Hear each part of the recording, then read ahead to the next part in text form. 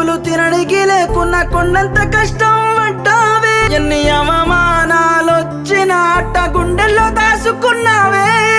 కీలు బొమ్మ కాదే నువ్వు నటరాజువే